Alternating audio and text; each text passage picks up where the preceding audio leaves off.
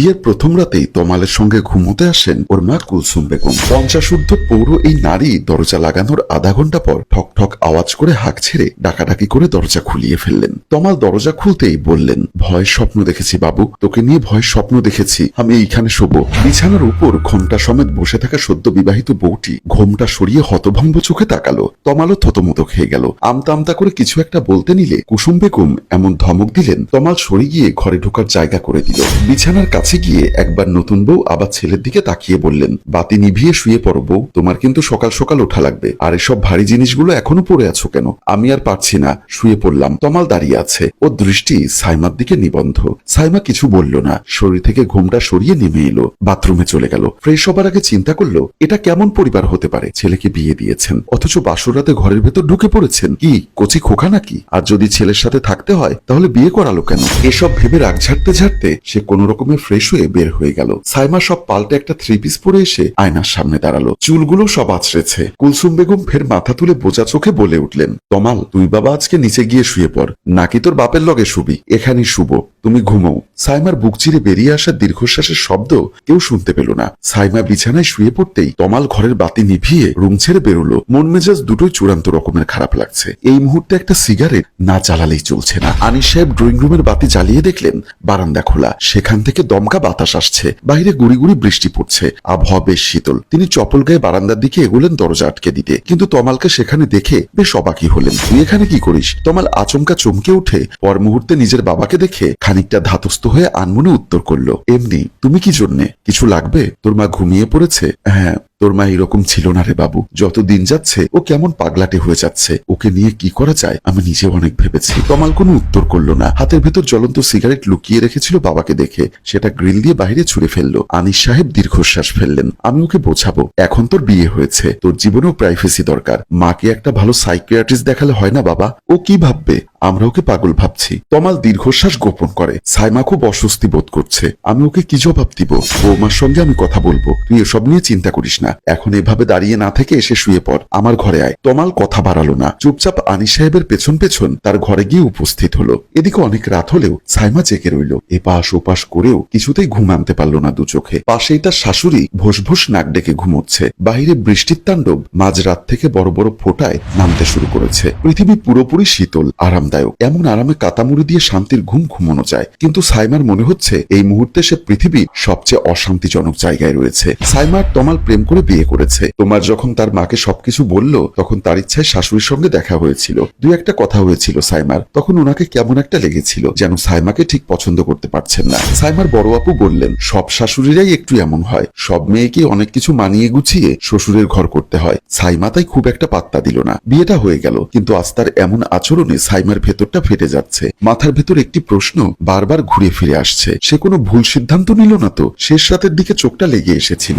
6টা না বাজতেই শাশুড়ির ডাকাডাকিতে লাল চোখে উঠে বসলো সে। কুলসুম বেগম ইতিমধ্যে উঠে নামাজ পড়ে ফেলেছে। সাইমার দিকে তাকিয়ে বললেন, তুমি কি নামাজ কালাম পড়ো না? সাইমা থতমতো খেলো। জি, আজ রাতে ঘুম হয়নি, তাই সকালে হয়েছে। ওরকম 2-1 রাত আমরাও অনেক না ঘুমিয়ে কাটিয়েছি, তাই বলে বেলা পর্যন্ত বিছানায় গড়াগড়ি খাই না। এখন শ্বশুর বাড়ি এসেছো, স্বামীর ঘরে এসেছো, এখানে তোমার অনেক দায়িত্ব, বুঝতে পেরেছো? সাইমা মাথা দোলালো। সকালের নাস্তাটা সবাই 8টার মধ্যে খায়, উইঠা হাত মুখ ধুইয়া রান্নাঘরে আসো। রুটি বেলতে জানো তো নাকি? সাইমা পুনরায় মাথা দোলালো। যাক, পারো তাহলে কিছু। আজকালকার মাইয়ারা তো আবার খাওয়া আর ঘুম ছাড়া কিছুই বোঝে না। এসো, আমি আলু ভাজি বসিয়েছি, তুমি হাতে হাতে রুটি বেলা দাও। সাইমার ইচ্ছা করলো না। হাত পা ছড়িয়ে ও কতক্ষণ কাঁদে। বালিশের পাশ থেকে ফোন নিয়ে দেখলো সবে 6টা 12 বাজে। বাহিরে এখনো বৃষ্টি পড়ছে। এমন আবহাওয়ায় কার ইচ্ছা করে এই ভোরে উঠে রান্নাঘরে যেতে? তার উপর সারা রাত তার ঘুমই হয়নি। সর্বসাকুল্যে ঘন্টাখানে ঘুমিয়েছে মাত্র। তবু সাইমাকে উঠতে হলো। এখন তো মুখের উপর চিৎকার করে মাকে বলতে পারবে না, আমাকে ঘুমোতে দাও, বিরক্ত করো না। সাইমার হঠাৎ করেই দুচোখ ভিজে উঠল।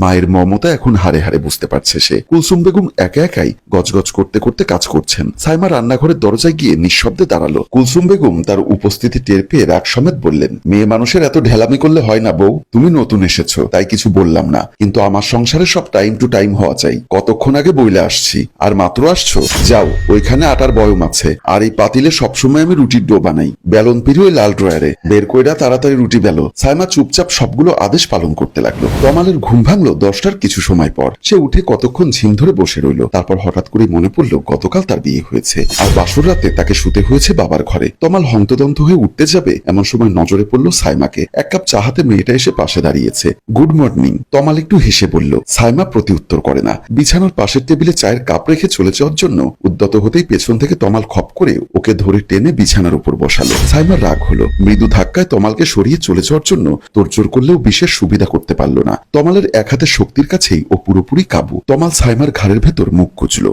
রাগ করে আছো? সাইমা কাট করে বলল। না, রাগ করার 100টা কারণ আছে, তবু বলছো রাগ করনি? আমার কাজ আছে। কিসের কাজ? হ্যাঁ, মাত্রই তো এলে, সংসারের দায়িত্ব পরে নিলেও চলবে। ও তাই?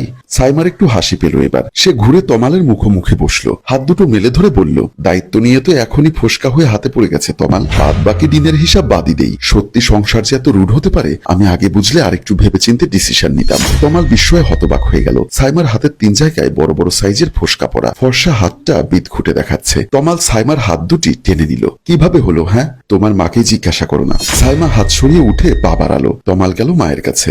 মা, রোজি খালা কোথায়? তুমি সাইমাকে দিয়ে এগুলো করাতে গেলে কেন? কুলসুম বেগম ছেলের দিকে ভ্রুকুচকে তাকিয়ে বললেন, রোজিকে বিদায় করেছি, আর ঘরের বউ ঘরের কাম করেছে, তাতে কি হয়েছে? রোজি খালাকে বিদায় করেছো মানে? আগে ঘরে বউ ছিল না, আমার কামের লিগা ওরে আনছিলাম, এখন তো বউ আইছে, অহন বাহিরের মানুষের হাতের খাওন খামু কেন? এখন যা করার তোর বউই করব। এইটা তো ওরই সংসার নাকি? তাহলে আমার জব? সাইমা শুনছিল বাহির থেকেই। এই মুহূর্তে বেরিয়ে এসে সরাসরি প্রশ্নটা করলো। তমালের দিকে অদ্ভুত দৃষ্টিতে তাকালো। কুলসুম বেগম চোখ মুখ সব কুচকে ফেললেন। বিয়ার আগে বাহিরে বাহিরে যত রং ঢং করার করছো, অহন বিয়া হইছে, সংসার করবা, নাতি নাতকুর পয়দা করবা, মাইয়া মানুষের এইটাই চাকরি, বাহিরে যাইয়া চাকরি করণের কোনো দরকার নেই। সাইমা বিস্ময়ে হা হয়ে গেল। তমালের দিকে দৃষ্টি নিক্ষেপ করলো। ওর চোখ দিয়ে প্রশ্ন ছিটকে বেরোচ্ছে। তমাল আমতা করে কিছু একটা বলার চেষ্টা করে। কুলসুম বেগম একটা ধমক দিয়ে উঠলেন, বিয়া হইয়া গেছে দেখা তুমি লায়ক হইয়া গেছো? এমন ভাবা বন্ধ কর গোলামের পুত। যা কই করি তোর বালুর লাইগাই করি। ঘরের বউরে দিয়া বাহিরের বেড়াগুলোকে কষাকষি খাওয়াবি কেন? তোর কি টাকায় কম পড়ছে? যখন আর এক বাতান নিয়া বাইগা যাইব গা, তখন কান্দিস ব্যাত ব্যাত কইরা। আমার চোখের সামনে থেকে যা। সাইমা বোবা বনে গেল। সে আর একজনের সাথে ভেগে যেতে পারে, এই মহিলা এত দূর পর্যন্ত ভেবে ফেলেছে। আর তমাল, সেও বা কেমন সাপোর্ট করছে তাকে?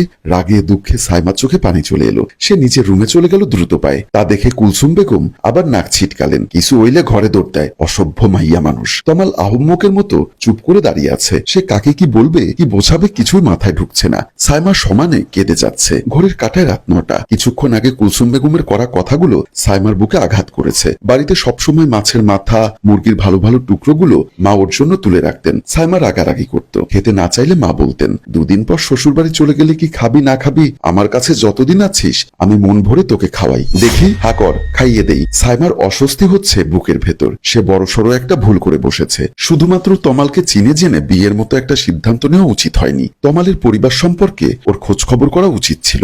সাইমা হাত দিয়ে ডলে ডলে চোখগুলো মুছে নিল। এর আগে এতটা ভেঙেও কোনোদিন পড়েনি। বরাবরই শক্ত ধরনের মেয়েও। আজ যে কি হলো, মনটা নরম হয়ে গেল। সাইমা বাড়িতে ফোন করে আবার কেটে দিল। গলা ভেঙে গেছে। মা নির্ঘাত বুঝে যাবে, হাজারটা প্রশ্ন করবে, চিন্তায় চিন্তায় প্রেসার বাড়াবে। থাক, দরকার নেই। সিদ্ধান্তটা যখন ওরই ছিল, এর শেষটাও ওই দেখবে। হাতের মোবাইল রেখে সে আস্তে আস্তে শুতে গেল। তমাল ঘরে ঢুকেছে, হাতে খাবারের প্লেট। সাইমা খাওয়া ছেড়ে উঠে এসেছিল। তমাল সাইমাকে দেখে একটু আপসেট হলো। মেয়েটা হঠাৎ করেই অথৈ সুমুতে পড়েছে। একদিকে মা, একদিকে সাইমা। তমাল কিভাবে দুদিক সামলাবে বুঝে উঠতে পারছে না। এভাবে ভাত ফেলে চলে আসাটা ঠিক হয়নি। মা খুব রেগে গেছেন। সাইমা ফোঁস করে উঠল, তোমার মা রেগে গেছেন সেটা তোমার গায়ে লাগছে, আর আমার ফ্যামিলি তুলে যে অকথ্য কথাগুলো তিনি বললেন সেগুলো কি শোনোনি নাকি কানে তালা লাগানো ছিল? তমাল সাইমার মুখোমুখি বসলো। সাইমা, তোমায় কিছু কথা বলি, একটু বোঝার চেষ্টা করো। মা তোমাকে পছন্দ করেন না বিষয়টা এমন না। উনি আসলে ওনার সংসারটা ওনার নিয়মে চালাতে চান। আর ওনার বয়স হয়েছে। এই বয়সে এসে সবাই এমন খিটখিটে হয়ে যায়। আমি একবার ওনার সঙ্গে রিয়াক্ট করে কথা বলেছিলাম। এরপর 3 দিন উনি ভাত পানি কিচ্ছু মুখে দেননি। হসপিটাল অব্দি নিতে হয়েছিল। বুঝতে পেরেছো ব্যাপারটা?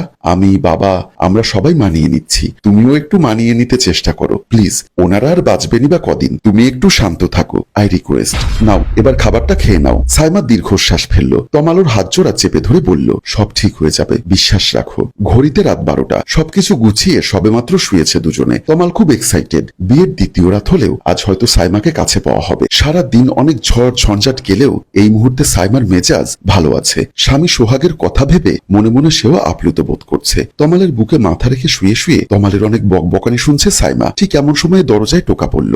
বাবু, দরজাটা খোল দেখি। কি খালি আটকে রাখিস? এই বাবু। সাইমা করুণ চোখে তমালের দিকে তাকালো। তমাল নিচেও হতবিহ্বল। আজ আবার কোন নাটক হতে চলেছে কে জানে। সম্মানিত ভিউয়ার্স, তাদের এই সমস্যার সমাধান কি হতে পারে সেই বিষয়ে আপনাদের গুরুত্বপূর্ণ মতামত কমেন্ট বক্সে জানাতে ভুলবেন না। গল্পটির ভাবনা ও পরিচালনায় অভিক, ক্যামেরায় শিহাব ও শাকিল এবং প্রযোজনায় মঞ্জুর মোর্শেদ। ধন্যবাদ।